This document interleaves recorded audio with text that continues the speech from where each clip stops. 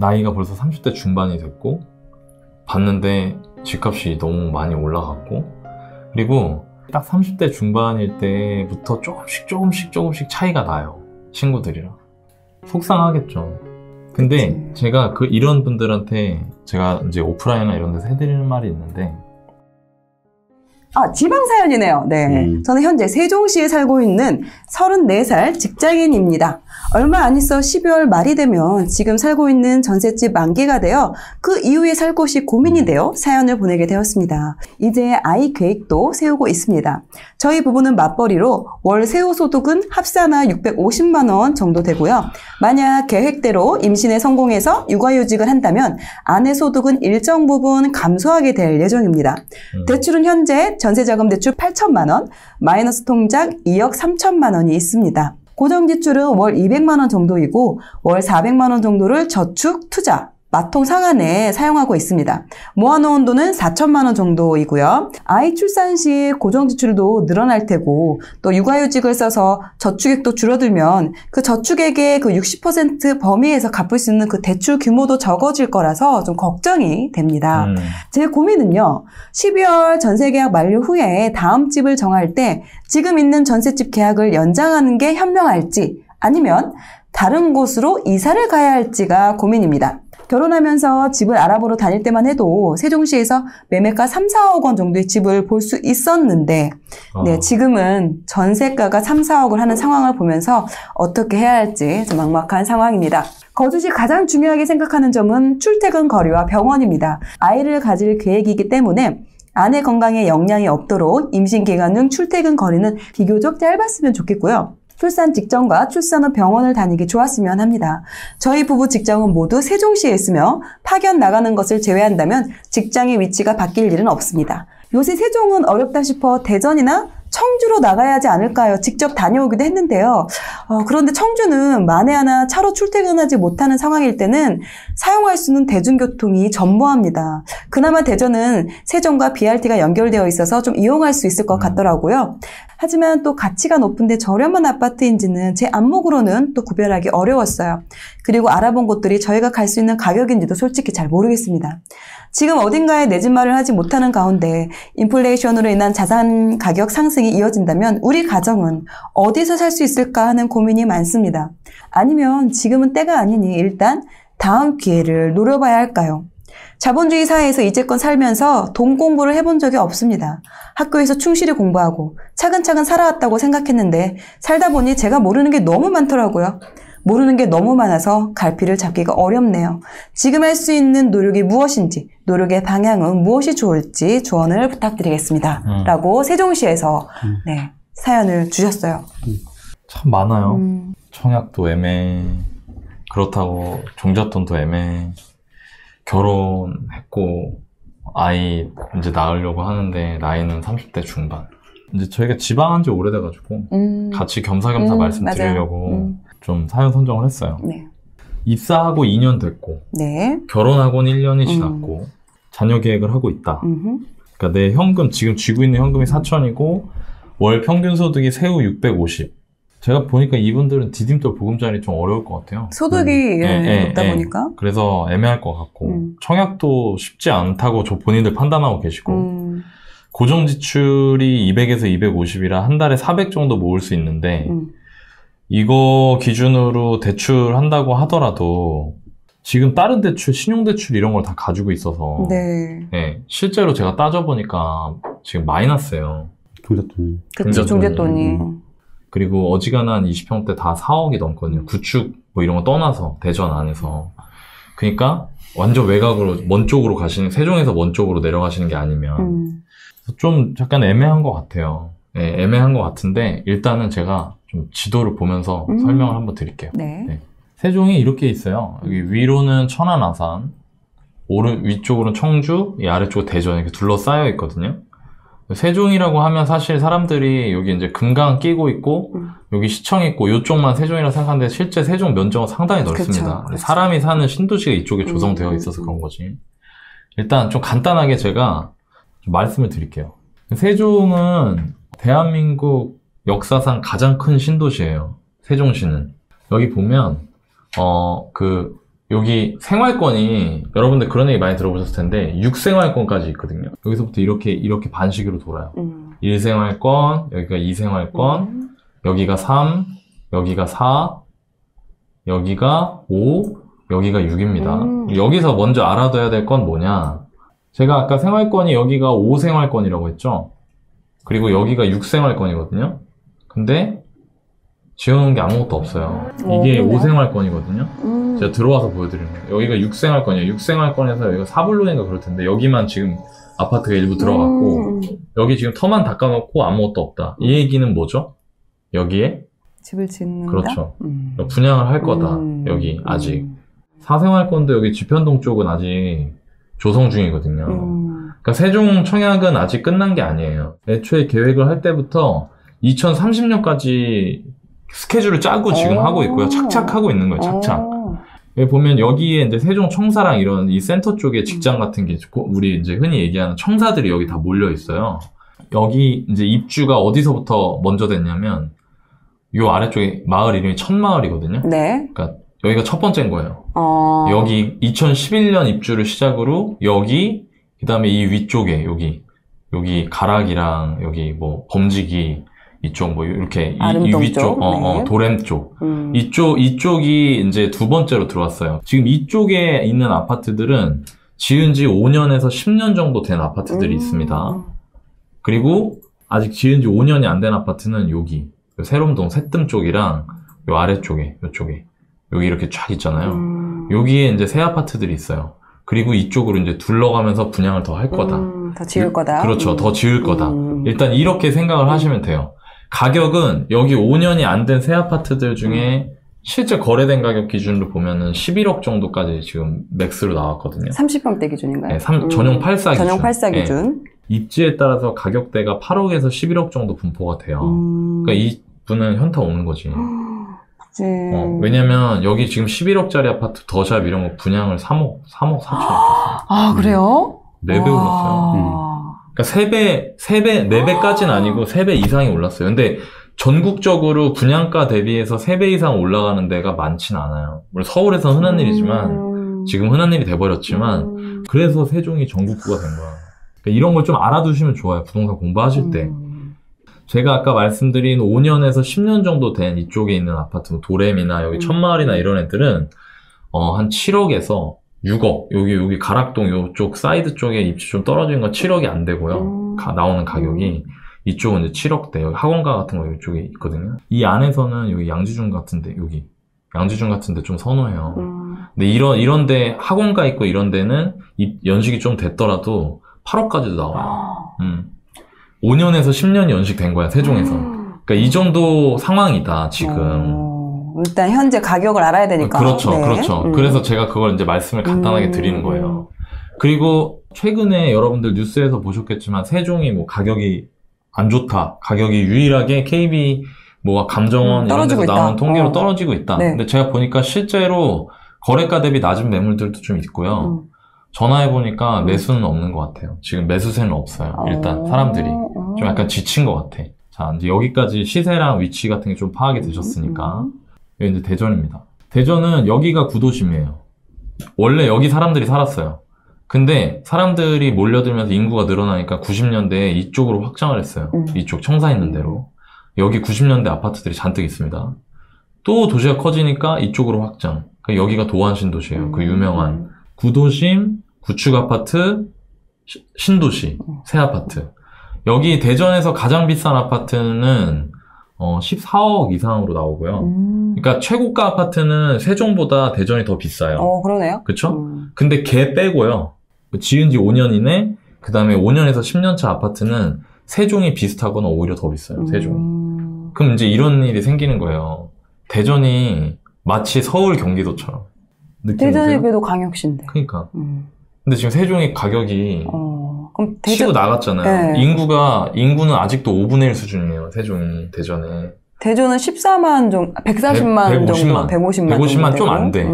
사실, 이제 명실상부 충청도의 대장도시잖아요. 그쵸.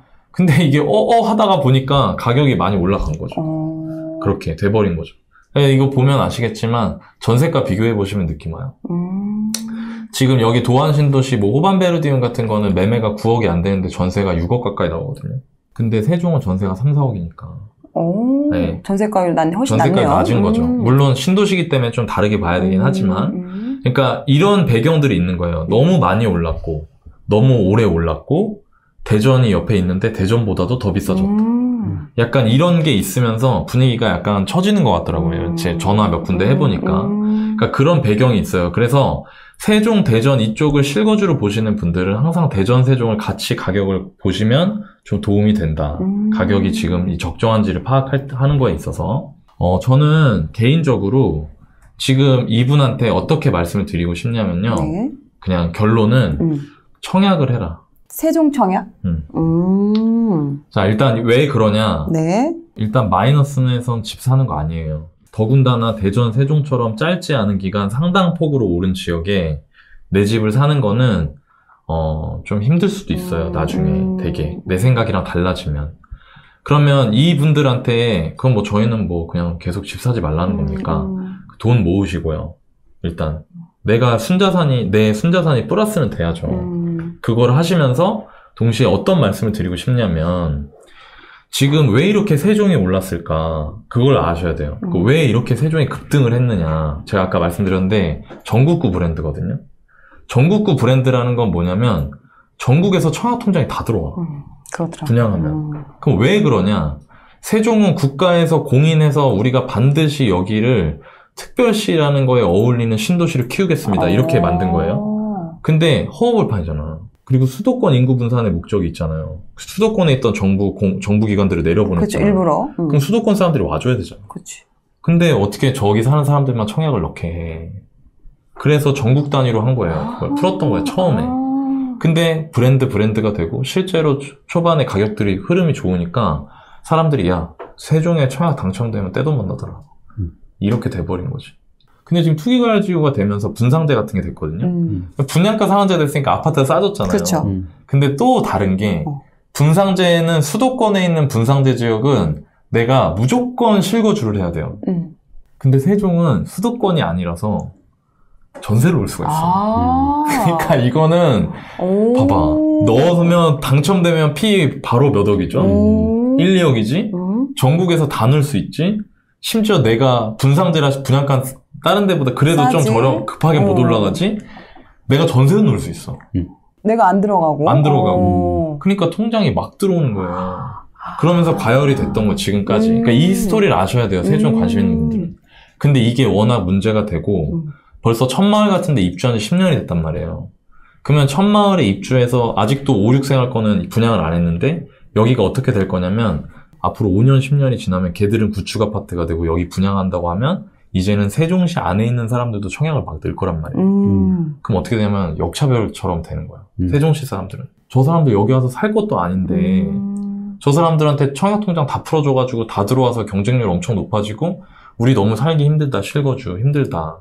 그런 이슈가 나오면 제가 보기엔 언젠가는 여기도 지금 수도권처럼 세종시 사람만 청약 넣을 수 있게 될 거예요. 우리 사연자분. 내가 모아놓은 돈은 없어. 그죠? 돈 모으면서 계속 5생활권, 6생활권 분양이 남아있잖아요. 거기에 저는 청약을 계속 넣을 것 같아요. 그리고 거기만 하면은 좀 힘들 수도 있으니까. 그 다음으로는 대전 청약. 근데 대전 청약 물량이 많지는 않아가지고. 공급이 많지 않잖아요. 상순위가 그것도 안 된다. 그러면 청주. 청주 청약? 그렇게 세 군데를, 아니면 청주는 뭐 매매를 하든. 근데 이분이 교통이 너무 힘들대잖아. 그러니까 청주는 일단 빼는 거야. 세종하고 대전에 청약 공부를 하는 거예요. 청약 공부 그냥 심플해요. 분양단지랑 분양가랑 다 외우고 맨날 부동산 가면 돼. 그럼 기회가 있더라고. 내가 되는 사람들 보니까. 그러니까 저라면은 좀 그렇게 볼 것 같다. 그리고 뉴스를 보시다가 세종시 청약에 왜 타지 사람이 이제 못 들어온다. 이 순위로 못 들어오게 됐다. 아니 그 비율을 막 줄였다. 이런 게 나오면은 본인한테 기회라는 걸 알아차려야 돼요. 이제.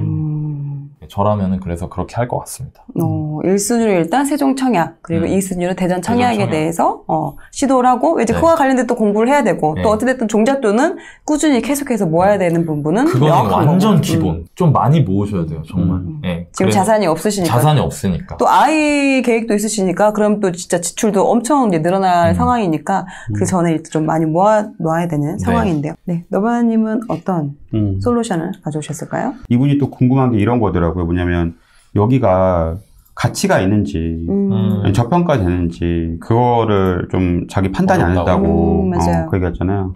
일단 결론만 말씀드리면 저는 이분은 전세를 연장하는 게 맞는 것 같아요. 일단 이분 왜냐하면 이제 첫 번째는 대전 세종은 좋은 곳이에요. 좋은 곳인데 가치는 있지만 고평가 구간이에요. 지금 사서 물릴 확률이 높아요. 사실 뭐 얼마 전에 세종도 되게 막 정말 미친 듯이 올라가다가 작년까지 또 작년에 1등이었어요. 네, 그러니까 맞아요. 세종은 작년 1등이 아니라 근 10년간의 네, 1등이었어요. 정말. 제일 많이 네, 서울보다 오히려 더 많이 올랐을 거예요. 제가 알기로는. 저는 항상 세종이 지금까지 고평가라고 생각했거든요. 근데 세종은 또 계속 가더라고. 세종은 참 희한한 곳이야. 이건 뭐 어떻게 말할 수 없는 뭐 실거주뿐만 아니라 투자로서도 많이 분들이 관심 있는 지역이어가지고 그래도 저는 항상 이분이 또 이제 사회초년생인데 내가 막 아까 마통까지 이어가지고 뭔가 또 해가지고 좀 그 기회를 잡으려고 하는 건데 좀 위험한 생각인 것 같아요. 그래서 대전도 마찬가지예요. 대전도 별로 몇 년 전까지는 대전 굉장히 저렴했는데 지금은 사실 대전 싸지 않은 것 같아요. 세종이나 대전이나 어디까지 갈지 모르지만 이 상승세가 지금은 일단 싼 구간은 아니다. 아까 나이님이 얘기한 것처럼 만약 이분이 제 지인이다라고 하면은 대출부터 갚아라라고 얘기할 것 같아요. 그렇죠. 왜냐면 지금 대출이 너무 많아요. 예. 그걸 걱정돼. 갑자기 내가 이 돈을 왜 받아놓으신지 모르겠는데 거의 한 2억 3천을 이제 마통으로 받아놓으셨는데 뚫어만 놓으신 것 같아요. 이거를 투자로 리스크 대비용이 아니라 투자로 써버리거나 또 이것도 지금 본인이 뭐 집안에 어떤 문제 때문에 8천 5백을 줬다고 하거든요. 차라리 이럴 바에는 그냥 마통 없애는 게 낫지 않나 싶어요. 왜냐면 돈이 사람이 보이면 뭔가 이렇게 휩쓸리거든. 근데 많은 분들이 지금 뭐 작년까지 비트코인도 많이 오르고 주식도 많이 오르고 부동산도 많이 오르고 하니까 내가 뭐라도 사야 되는 거 아니야? 인플레이션 시대에. 근데 지금 사실 그렇게 비투하신 분들이 비트코인이나 또 주식시장 하면 되게 힘들어하잖아요. 사실 여러 가지로. 지금 뭐 신용대출 한도 줄인다 하면서 이제 그러면 사람들이 어쩔 수 없이 주식시장 돈 빼고 막 이런 게 또 비일비재하잖아요. 사실은 이거는 굉장히 위험한 거예요. 사실. 혼자 고민됐을 거예요. 판단이 안 되니까. 어렵죠. 근데 만약에 뭔가 액션을 취해야 되겠고. 네네. 뭐 만약 제 지인분이라면 저는 일단은 전세 사라, 연장해라 이렇게 말을 할 것 같아요. 네. 아니, 제가 이분 보면서 어떤 생각 들었냐면 이제 내가 이분이면 어떨까. 그러니까 지금 이제 34, 5인데 직장 생활을 2년 하셨다고 하시더라고요. 뭐 공무원이시거나 하실 확률이 높아 보이고 좀 더 늦게까지 준비를 하셨겠지. 대학원을 다니셨든 아니면 시험 준비를 하셨든 뭐 그렇게 하셨을 것 같아요. 근데 그렇게 해가지고 내가 사회생활 시작을 했는데 나이가 벌써 30대 중반이 됐고 봤는데 집값이 너무 많이 올라갔고 그리고 딱 30대 중반일 때부터 조금씩 차이가 나요. 친구들이랑. 속상하겠죠.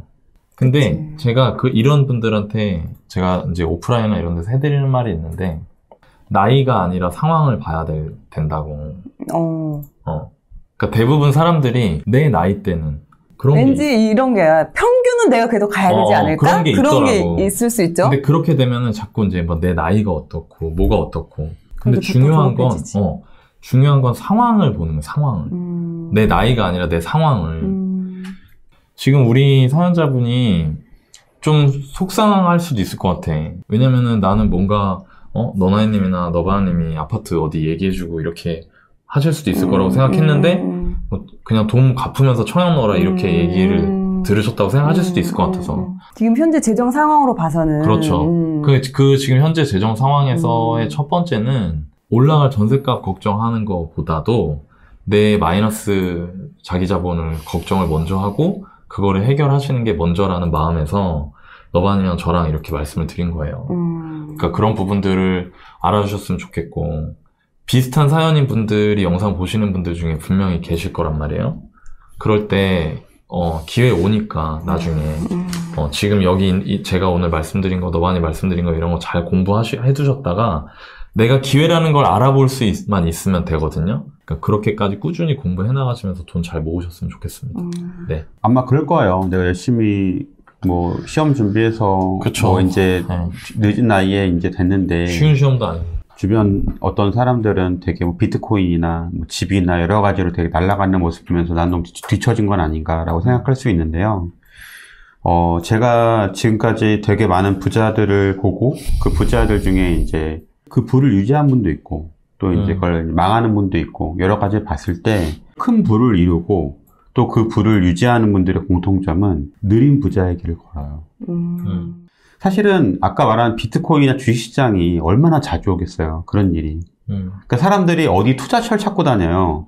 근데 그런 투자처의 기회가 보통 그런 변동들이 10년에 한 번 있는 거예요. 사실 이미 버스 지나갔으면 안 올 버스 기다리는 게 맞는 건데 사실 그것도 아까 나니 형 뭐 기회 보는 그거 되게 어려운 거야. 기회를 본다는 게 얼마나 어려운 건데 사실은. 근데 왜 많은 사람들이 왜 망하냐? 빠른 부자의 길을 찾는데 그래서 갑자기 뭐 비트코인 올라갔다 같이 따라 들어갔다가 망해. 뭐 어디에 인기 있다고 가서 따라 들어갔다 망해. 그리고 또 문제는 뭐냐면 그런 데 맛을 들었기 때문에 계속 그런 데만 찾는 거야. 근데 그런 데를 내가 처음부터 운이었는데 어떻게 그 다음부터 내 실력을 찾겠냐고. 그것도 굉장히 짧은 시간 동안 사실은. 투자는 양날의 검이에요. 그러니까 지금 아마 그럴 거예요. 아, 내가 자산은 엄청나게 올라가는데 내 월급은 정말 그에 비해서 너무 이제 쥐꼬리만 하고 내가 뭐 한 건가. 이렇게 열심히 시험 준비했는데 그 생각이 들 건데 하락시장이 오면요. 월급이 너무너무 소중한 거예요. 현금 왕. 자산 가격이 1년, 2년 동안 하나도 변하지 않고 심지어 떨어지는 상황이고 거기에 대출이자까지 내야 되는 상황인데 생활비 먹고 사는데 생활비는 무조건 들거든. 그러면 내가 그 하락시장을 버텨야 되는데 그 버틸 만한 돈이 있어야 되거든. 그 돈이 월급인 거예요, 사실은. 근데 그걸 안 갖고 내가 막 뭔가 막 그냥 이 자산의 인플레이션 동안에 뭔가 하겠다 이거는 그냥 하루살이 같은 투자인 거야. 여름철 하루살이. 근데 겨울 시장 오면은 다 죽는 거야, 사실은. 그렇게 하는 건 별로 좋은 선택은 아니고. 그러니까 오늘 이 사연을 선정한 것도 그런 것 때문이에요. 왜냐면 지금 저희가 사실 그동안은 전부 다 가능한 한 집을 사는 거를 해줬잖아. 맞아요. 근데 분명히 그러지 않을 사람도 있다는 거. 그러니까 이런 상황인 분들은 집을 사시면 안 된다는 거야. 무조건 집을 사야 되는 게 아니라 각자 처한 그런 재무적인 상황에 따라서 달라질 수 있다. 그쵸. 그리고 모든 지역이 집을 다 살 수 있는 것도 아니다. 다 다르죠. 왜냐면 적어도 저평가돼 있거나 가치가 있거나 그런 거 안에서 사실 내가 원금 보전이 되거나 이 세 가지가 동시에 이루어져야 되는데 근데 사실 모든 지역이 다 그런 건 아니거든. 잘 열심히 공부하시고 청약 열심히 넣으십시오. 아, 포르쉐. 어떻게 됐어? 포르쉐 다음 이야기. 샀어? 어땠을 것 같아요? 샀을 것 같아요.